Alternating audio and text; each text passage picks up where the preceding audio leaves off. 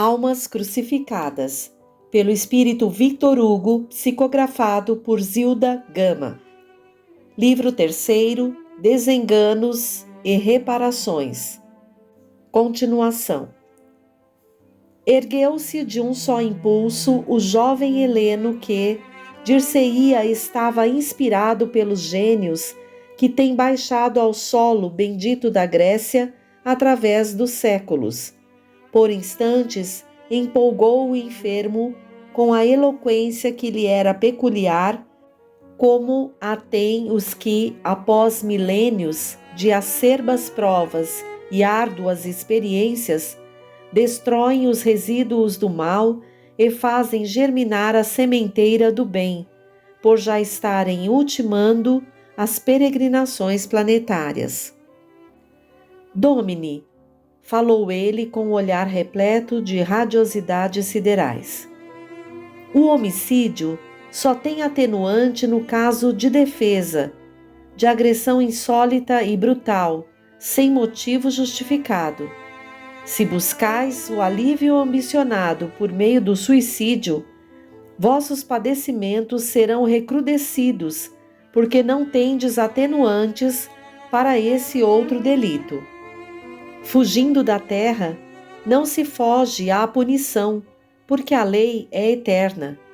Eu, que aqui me encontro a vosso lado, e que vós julgais um privilegiado de Deus, estou finalizando uma árdua penalidade. Tenho que resgatar um derradeiro delito, cometido outrora, quando ainda desconhecia as leis divinas.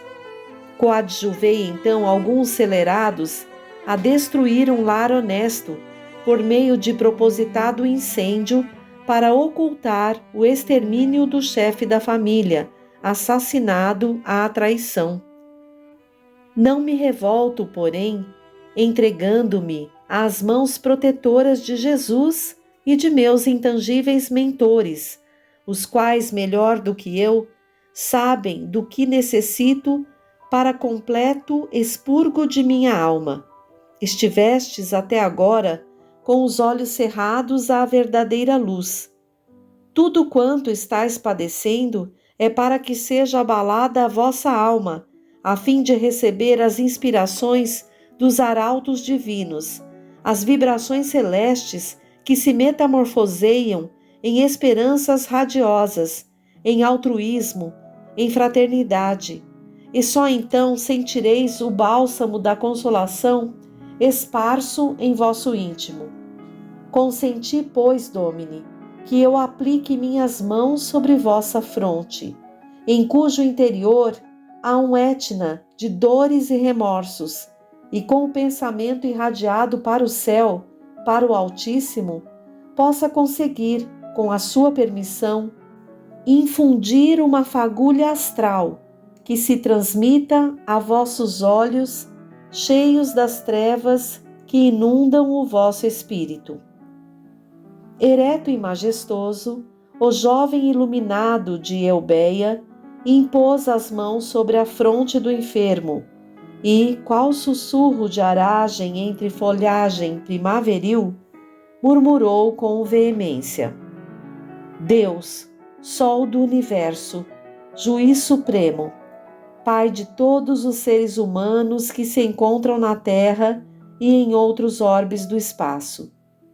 Ousamos erguer o pensamento desta masmorra de sombras para implorar-vos a esmola de uma gota de luz para os órgãos visuais deste que aqui se encontra, imerso no mais tenebroso de todos os mares, ou do pessimismo, da descrença em vossos desígnios sublimes, ao desalento que arroja ao caos dos sofrimentos.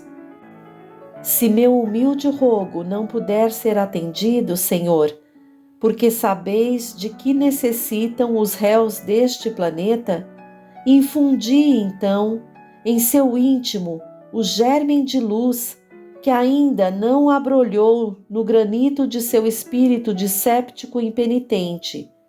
Permiti, pois, que, para a prova de vossa clemência insuperável, este infortunado vosso filho tenha um vislumbre da preciosa faculdade que se extinguiu. Reconhecemos a justiça de vossas leis redentoras, mas imploramos a vossa misericórdia para que nunca mais falte uma gota de sol em seu íntimo e, guiado por essa divina fagulha, siga a passo firme o áspero carreiro da vida, sem jamais transgredir vossas eternas e sábias leis. Decorreram alguns instantes de silêncio, findos os quais a voz suave de Joel interpelou o enfermo. Estais observando algo? Sim, 2 mãos luminosas penetram minha fronte. Se eu conseguir rever o mundo, não haverá crente mais fervoroso do que eu, Joel. A concessão talvez não seja integral, Domine. No entanto, Deus poderá permitir-lhe distinguir as criaturas e a natureza como se estivessem mergulhadas numa neblina.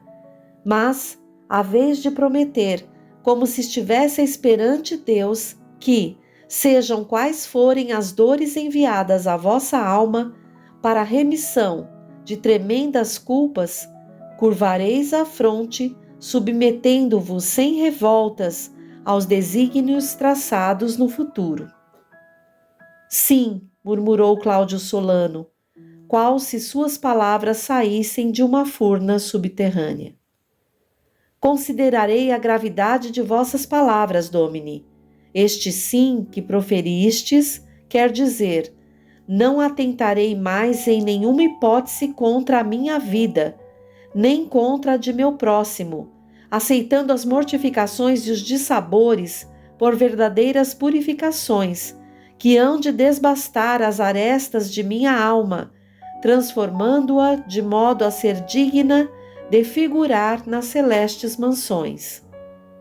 E o jovem inspirado retirou as mãos da fronte de Cláudio e vibrou veemente prece ao Altíssimo. Depois, mudando de entonação, prosseguiu o jovem Heleno. Prometeis, Domine, não atentar contra a exigência enquanto eu vou à Dalmácia em cumprimento das vossas determinações? Prometo, Joel, porque graças sejam rendidas ao Criador. Já não estou rodeado de trevas intensas.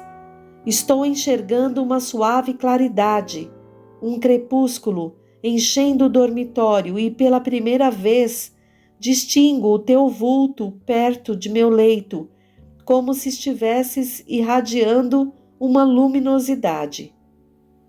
Sim, graças sejam rendidas ao Altíssimo, Domine, por haver permitido que o primeiro esplendor de alvorada raiasse no espírito de quem se encontra mergulhado em 2 trevas, uma a dos olhos, outra a da alma, fundidas em uma somente.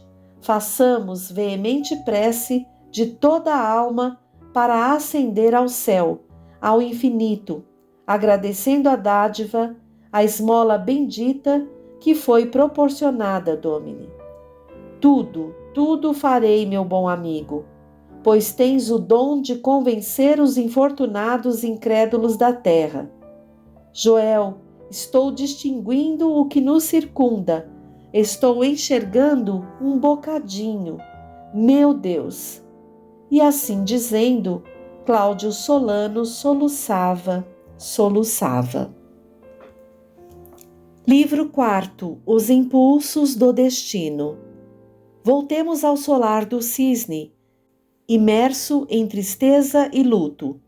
Após muitos dias de febre intensa, de delírio que se assemelhava à demência, Dioneia foi recobrando o senso. Depois da eclosão violenta da dor, a divina chancela que assinala todas as almas em caminho vitorioso para o céu, houve um período de calma, de inação, em que os sentimentos ficam reprimidos, em letargia, constringidos como que por efeito de invencível pressão. O vasto castelo parecia que se tornara a sede do silêncio e do sofrimento. De vez em quando, como se valesse por doloroso gemido humano, ouviam-se os uivos de Plutão que, dir-se-ia, estava revendo a tragédia que presenciara e na qual perdera o grande amigo. Túlio e Isócrates, mais alquebrado que até então, sem uma palavra de revolta, convergira toda a sua atenção para a filha enferma e, qual atalaia vigilante, raramente abandonava a câmara onde jazia, semi-inconsciente, a idolatrada Dioneia. O netinho, louro e gracioso quanto a própria mãe, não lhe causava o mesmo enlevo que teria se o genro ali estivesse também para compartilhar da alegria de todos os corações. Pesado ambiente de plenas apreensões existia no outrora feliz solar. Apeles Isócrates administrava, velando pelos interesses da lavoura e por todos. Bruscamente, porém, depois do decesso do cunhado, começou a notar o constrangimento no trato pessoal por parte dos proprietários do solar, que se limitavam a transmitir o indispensável aos afazeres cotidianos e respondiam por monossílabos às perguntas que lhes dirigisse. Certo dia, o jovem deliberou falar ao genitor. Meu pai, observo notável transformação no trato que me dispensavam Márcio Tassiano e a esposa. Dir-se-ia que fomos os culpados do drama que a todos encheu de consternação. Também eu já o havia notado, meu filho, esse arrefecimento de cordialidade. E como pretendeis agir, meu pai, se nos convencermos de que, com a morte do generoso Marcelo, nossa família se tornou indesejável no solar em que fomos abrigados? Pretendo agir como for possível, logo que o estado de saúde de nossa querida Dioneia permitir que possamos tomar a deliberação condigna. Abandonaremos este castelo, pois suponho que nos julgam coniventes no hediondo crime que nos enlutou os corações. De onde terá surgido tão odiosa suspeita contra o nosso proceder sempre inatacável? Não posso atinar com a causa, meu pai, mas calculo que ambos cobiçavam para a nora alguma abastada filha de Castelão, e Marcelo, generoso e bom, deu preferência a Dioneia. Refrearam a repulsa pela nora enquanto o filho estava a nosso lado. Agora, porém, manifestam claramente o seu desagrado pela família helênica de raça diferente, pois são romanos. Talvez seja essa a verdade, meu filho, mas o inocente Lúcio, que substituiu Marcelo, não merece acaso o carinho dos avós? Tenho observado que é olhado com indiferença, quando, ao contrário, devia merecer extremos de ternura. Terão alguma odiosa suspeita sobre o proceder de Dioneia? No caso afirmativo, meu pai, com o pequeno pecúlio fruto de nossas economias, trataremos de partir para o Epiro, onde ainda contamos parentes e amigos dedicados. Continuarei a trabalhar aqui, ó algures, e não nos faltará o pão de cada dia, sem o amargor paladar da humilhação. Assim o espero, meu filho, e só almejo o restabelecimento de nossa querida Dioneia para que possamos agir conforme a situação o requer. Esse diálogo foi entabulado a meia voz na câmara da enferma. Ela, porém, o compreendeu e soltou profundo gemido. Túlio Isócrates abeirou-se do leito, interrogando-a sobre o seu estado. Depois de responder, Dioneia murmurou: compreendi tudo quanto falastes com Apeles. Sofro muito, duplamente, desde que ele morreu, meu pai. Partilho da tua amargura, filha, mas não te deves afligir tanto. É urgente que recuperes a saúde para voltarmos, eu e Apeles, à nossa pátria. Entrego-me às mãos de Jesus, Pai. Ele há de permitir que permaneças a meu lado para me fechares os olhos que tanto tens chorado. Permanecer viva é prolongar o meu martírio, Pai. E não poderás esperar um pouco mais até que finalize o meu suplício moral, filha? Sim, tenho muito para vos dizer. Pedi a Jesus que não me levasse antes de vos abrir o coração, Pai. Vamos então, filha, suplicar as graças de que necessitamos para conduzir nossa cruz ao Calvário das provações.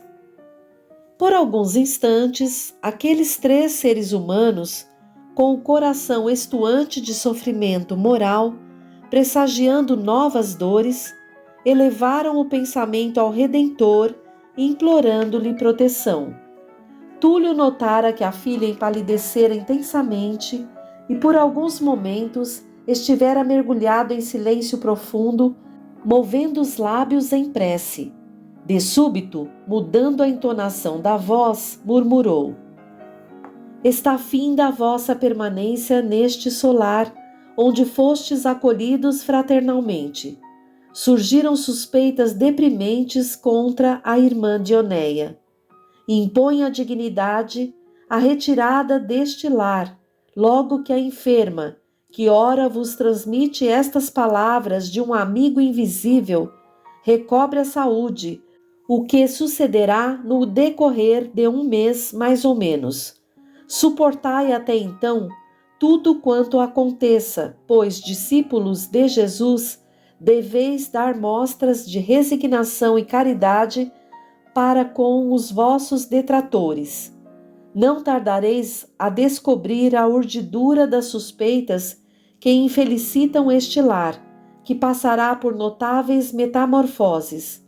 Não está consumada a prova dos que se acham sob o mesmo teto, nem a do que se encontra em longínquas paragens e que ocasionou dores a tantos seres afetuosos.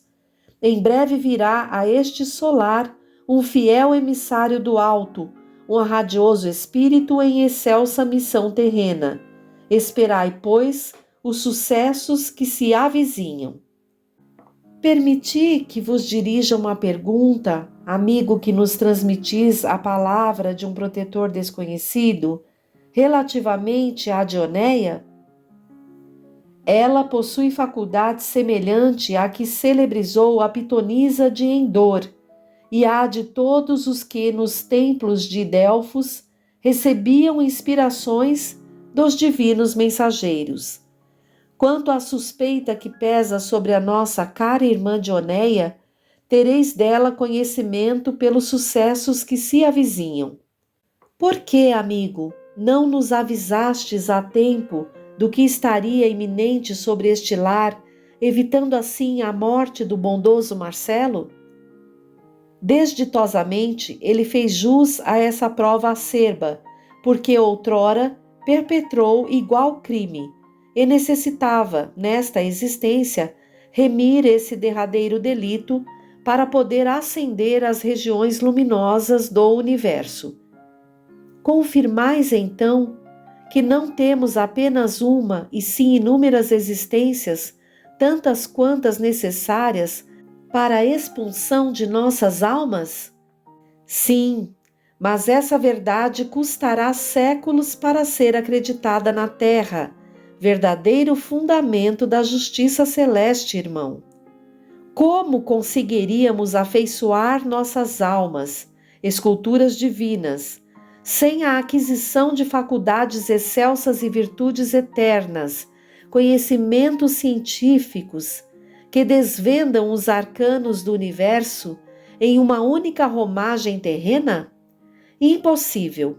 O que praticamos em uma existência se reflete em outra imediata ou por vindoura, cuja revelação é demonstrada pela dor, de igual modo que o eco é a resultante da vibração de um camartelo ou de outro instrumento contundente.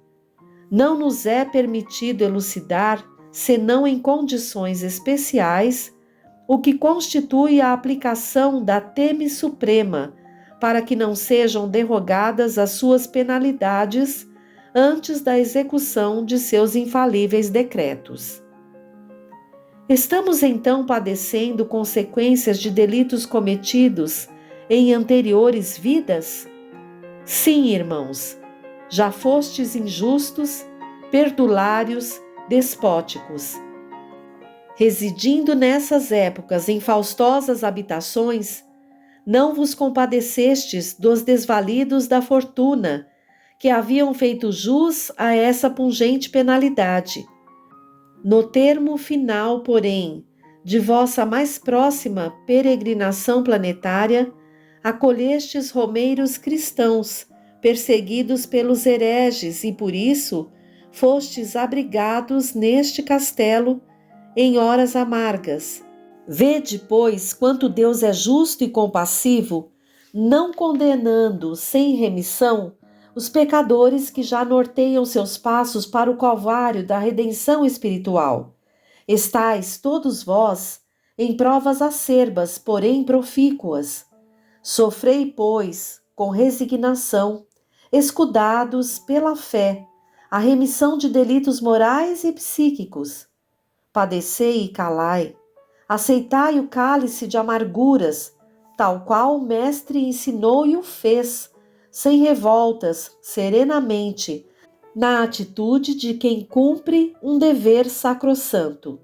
Sabei, irmãos, aquele que ceifou a vida a Marcelo encontra-se em grande sofrimento, enquanto que o espírito da vítima imolada está sereno, triste apenas por haver deixado bruscamente sobre a terra os verdadeiros satélites de seu abnegado coração, agora que o céu havia concedido um arcanjo ao seu lar, um encantador filhinho, espírito amigo de outrora, companheiro em diversos avatares e que agora veio ao mundo sublunar em missão de grande alcance. Também o entristecem os lamentos de Plutão, por ele percebidos inúmeras vezes. Ainda prosseguirei, amigos, as elucidações que ora vos transmito, terminando as de hoje para não fatigar em demasia a nossa irmã Dioneia. Um instante apenas. Como poderemos saber a hora exata da vossa aproximação ou quando desejareis transmitir-nos as preciosas orientações? Interrogou Túlio Isócrates. A hora do Ângelus, logo após uma prece cristã.